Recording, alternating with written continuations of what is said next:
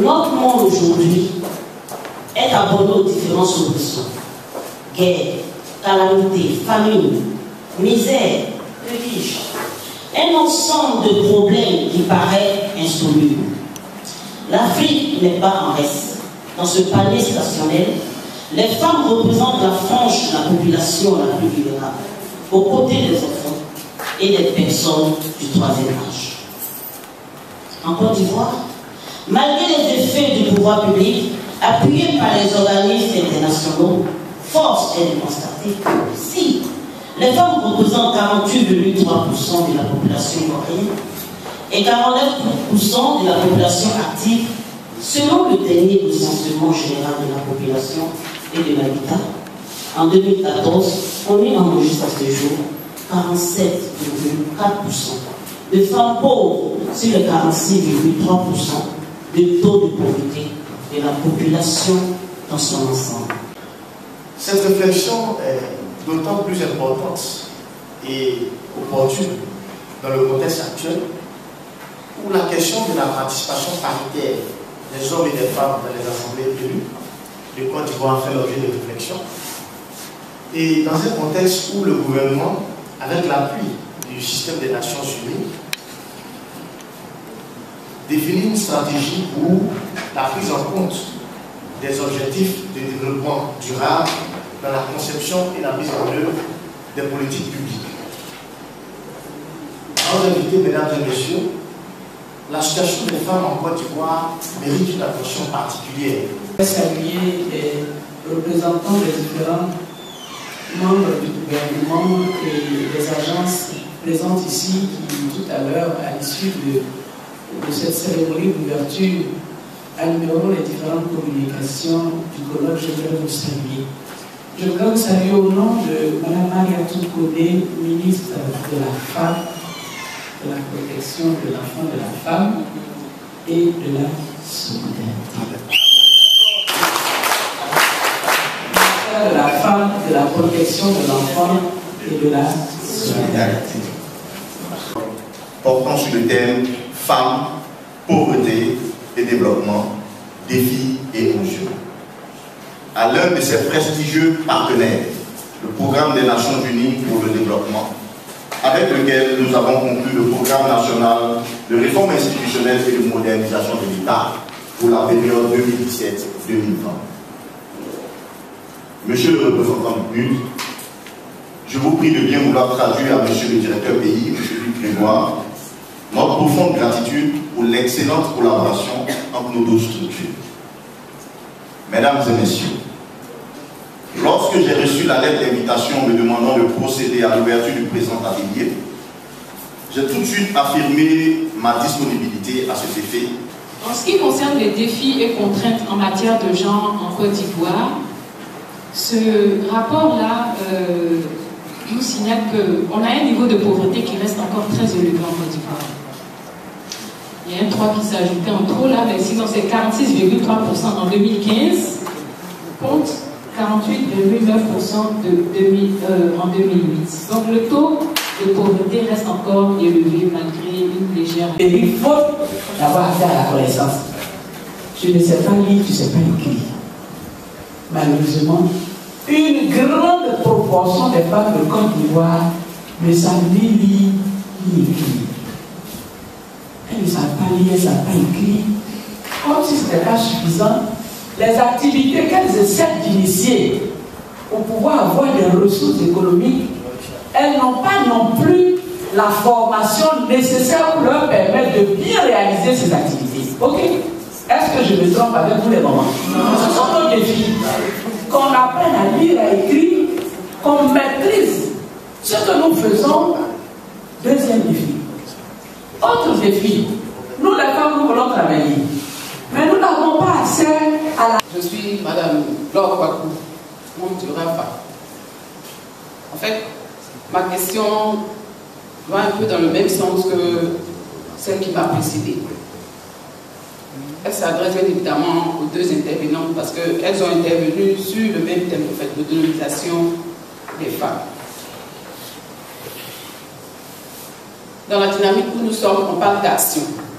Il faut que les femmes deviennent actrices de leur autonomisation. Parce que les politiques d'autonomisation, il y en a. Mais ce que nous voulons, c'est que les femmes agissent pour leur cause. Et comme je le disais tout à l'heure, comment les femmes peuvent agir? En fait, dans le climat africain. Parce que, traditionnellement, les femmes ont été reléguées au second plan. Traditionnellement, on leur a fait croire qu'elles n'avaient pas d'importance. Et si on retourne et qu'on arrive actuellement, on essaie de leur dire d'agir. De la fédérale. Le problème des femmes, c'est nous-mêmes qui sommes le problème.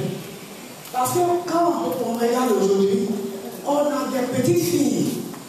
Au lieu d'aller à l'école, on les utilise dans nos maisons comme des servantes. À quel moment ces enfants-là iront à l'école?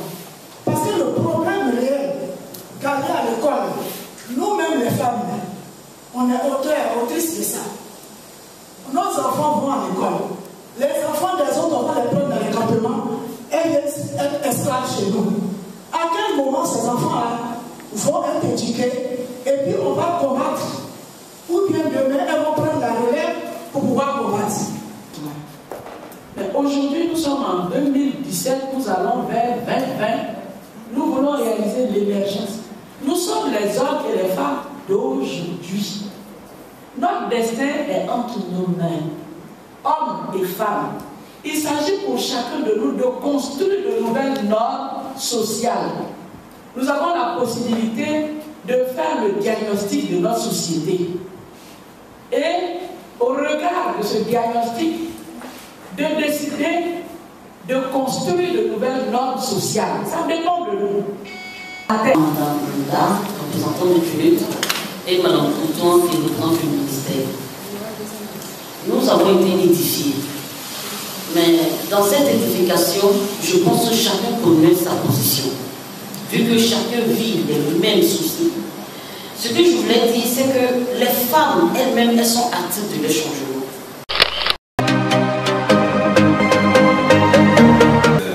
Conférence de ce soir. J'ose espérer que ça sera assez intéressant, assez dynamique. D'habitude, quand j'arrive des conférences, je laisse personne dormir. Surtout après 15 heures, apparemment, souvent c'est très dur. Surtout pour les dames qui ont pris, j'ai vu sur les tables là. Heureusement qu'avec le climat, ça doit vous maintenir en l'éveil. On pourra parler aussi des éléments qui est assez important pour la santé, parce que c'est un apport en carotène, un apport en vitamines, surtout vitamine E, c'est bon pour les yeux, c'est bon pour le ventre. Quand on dit mariage, on est musulman. Quand on dit maintenant, pour les droits et consoles, ils disent qu'ils sont catholiques. Voilà. Donc le monde évolue. Ouais, il est là avec ses enfants. Tout le monde participe. Ici, on ne parle pas de traite des enfants. Non. Les enfants apprennent à travailler. Ils vont accompagner leurs parents, mais en même temps, ils apprennent à travailler. Alors, quel est le mode de fonctionnement de l'agriculture familiale? Des études ont été faites un peu partout. Là, je vous donne le cas du Mali. On s'est rendu compte que quand on dit agriculture familiale, on a tendance toujours à penser que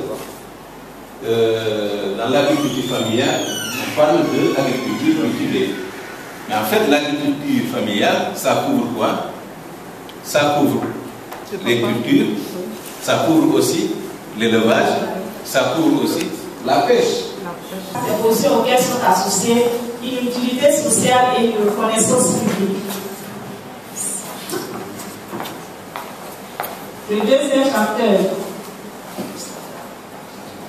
ce sont les prérequis scolaires qui sont définis comme suit. Les prérequis scolaires sont définis par des critères administratifs de diplôme. Le diplôme reste la voie par excellence pour une insertion réussie dans la vie active. Cependant, comme je le disais tantôt, les personnes sans diplôme ne sont pas toutes sans qualification. On On a aussi l'auto-exclusion qui est un facteur d'exclusion. L'auto-exclusion, c'est la dévalorisation de soi. C'est-à-dire, ce n'est pas pour moi. Je n'ai pas la compétence nécessaire pour le faire. Et donc, je m'exclus moi-même. Alors, la conséquence est que souvent, tellement on est stigmatisé par tout ce qu'on vit, on n'a plus d'estime de soi, mais on a même... Cependant, même si les mentalités globales tendent à évoluer, une part conséquente de freins à l'entrepreneuriat féminin se rencontre même avant le lancement, à savoir autocensure, on en a parlé tout à l'heure, manque de confiance en soi et de la part des partenaires aussi. Quelle est aujourd'hui dans notre pays la part des femmes dans l'entrepreneuriat? Quelles difficultés spécifiques rencontrent ces femmes?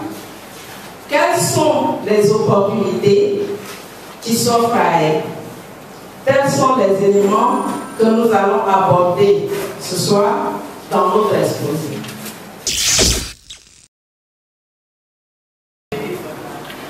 C'est pour ça que je posais cette question, est-ce que pouvoir, c'est pouvoir? Au sens, en d'autres termes, est-ce que pouvoir au sens d'avoir le droit, hein, la loi le permet, la loi de 98 le permet, est-ce que ça implique forcément la capacité de le faire dans son village? C'est-à-dire ces organisations qui sont souvent basées dans les villes, en zone urbaine, les associations de femmes, qui ont plus facilement accès aux bailleurs de fonds. Mais vraiment, c'est un plaidoyer que je fais, que nous faisons à l'Institut, justement pour que ces organisations de femmes puissent dégager des fonds pour assurer la formation des femmes en zone rurale sur les sujets qui les concernent directement pour les rendre plus fortes. Et les rendre plus fortes, ça ne veut pas forcément dire renverser la culture, renverser la tradition.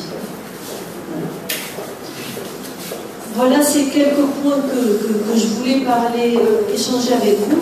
Mais dans les dernières recettes partagées sur les voies de démarginalisation de la femme, moi je vous rappelle le point qui me semble le plus stratégique. Enfin, il y a deux points stratégiques. C'est le plaidoyer que, par le biais des associations de femmes, pour la contractualisation. Avoir des contrats clairs. On sait quelle portion de terre on peut cultiver, jusqu'à quand, qu'est-ce qu'on peut faire dessus. Ça a été passé quel jour, qui étaient les témoins, des choses claires. Et la première raison, c'est l'importance que revêtent les notions du genre, du foncier et du système agri et patrilinéaire. Au niveau du genre, nous disons qu'il y a eu plusieurs initiatives, en l'occurrence la décennie 1976-85, qui a porté sur les États-Unis et la FAO qui a mis en place la Journée internationale de la femme. Donc, à cette journée-là, ces différentes initiatives ont contribué davantage à mettre en évidence l'importante participation des femmes à l'agriculture et aux autres domaines du développement. Oufoué a dit depuis 1963 que la terre appartenait à la personne qui la met en valeur. En le disant, il avait une idée bien précise. C'était pour faire le développement de la Côte d'Ivoire. Il ne faudrait pas qu'on se voie la face là-dessus. Oufoué était un homme de vision. Il avait une vision. Il voulait que les gens entendent parler de la Côte d'Ivoire. Raison pour laquelle, lorsque la boue du cacao a quitté le centre pour aller vers Abengourou, et aujourd'hui on parle de Soubré, Soubré ne s'est pas développé comme ça. Dans les années 1960-70, il n'y avait pas une forte population à l'ouest du pays. C'est en cela que Oufoué a dit que la terre appartenait à la personne qui la mettait en valeur, parce que depuis les années 60, le Ghana était déjà le premier pays producteur du cacao.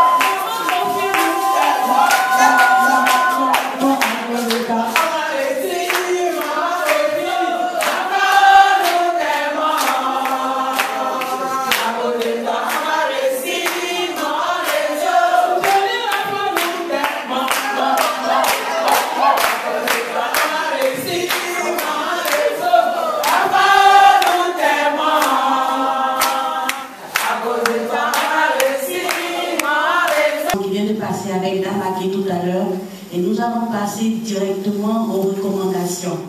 Considérant la pertinence et l'opportunité des thèmes abordés au cours du présent colloque, considérant la nécessité de vulgariser les enseignements de cette formation au sein de nos groupements associatifs, considérant la difficulté à réunir les ressources nécessaires à cet effet, nous, participants du colloque sur le thème Femmes, pauvreté et développement, défis et enjeux, organisé à Grand Bassam en République de Côte d'Ivoire du 8 au 9 novembre 2017, recommandons 1. La création de conditions décentes par les pouvoirs publics pour permettre plutôt à la femme ivoirienne d'être une femme responsable et autonome, capable d'assumer son rôle dans la perspective d'une Côte d'Ivoire émergente à l'horizon 2020. 2.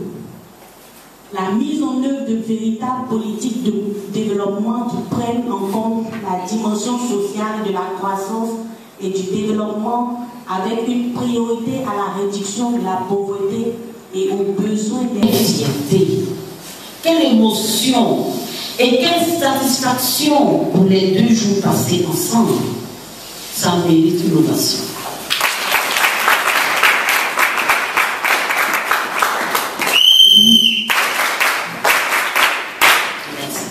Oui, mesdames et messieurs, le RAFA, réseau des associations des femmes actives d'Afrique, que j'ai laissé en œuvre de conduire, vous êtes infiniment reconnaissant pour votre dévouement, votre abnégation, votre sens de l'écoute et votre participation active, juste et constructive à travers ce colloque. Grâce à vous, les débats ont été houleux, certes, mais conviviaux à la fin. En débattant sur le thème Femmes, pauvreté et développement de vie en jeu, vous avez montré votre intérêt pour la cause de la femme. Vous avez confirmé la noblesse de la femme comme poumon et vivier de notre existence comme nous. En fait, vous avez détenu la cause de la femme et ôté d'elle toute écaille des yeux pour une performance à venir. Nous renouvelons notre reconnaissance à tous nos partenaires, c'est-à-dire le PUD, organisme du système des Nations Unies de lutte contre la pauvreté et l'adhésion pleine à l'autonomisation des femmes. Le secrétariat national au renforcement des capacités, qui nous donne beaucoup d'espoir à nous, femmes de Côte d'Ivoire, quant à la mobilisation des ressources humaines pour une formation de qualité, un encadrement optimal et une indépendance financière paisible.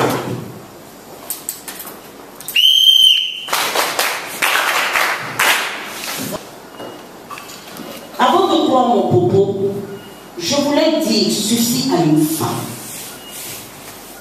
Quand les choses semblent vraiment mal, comme elles savent si bien le faire, quelquefois, quand les choses sont si bas et que les dettes cumulent, quand le souci pousse à la déprime, pousse des soupirs, repose-toi si tu veux, mais n'abandonne pas.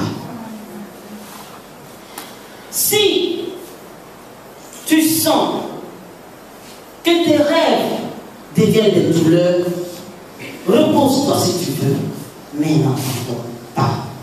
La vie est si étrange avec ses revers et ses détours. Beaucoup qui ont été combattus et abattus par un échec auraient pu y arriver, auraient pu rêver si elles n'avaient seulement persévéré. N'abandonne pas, même si tout semble aller lentement. Car il n'y a jamais une réussite, c'est un préalable de souffrance. Si tu ne veux jamais, car tu ne peux jamais savoir à quelle distance se trouve le but. Il peut être si proche de toi et sembler aussi si lointain. Mais en toute chose, N'abandonne jamais. Prends la décision maintenant et la volonté te conduira à la détermination de réussir dans une victoire certaine. Je vous remercie.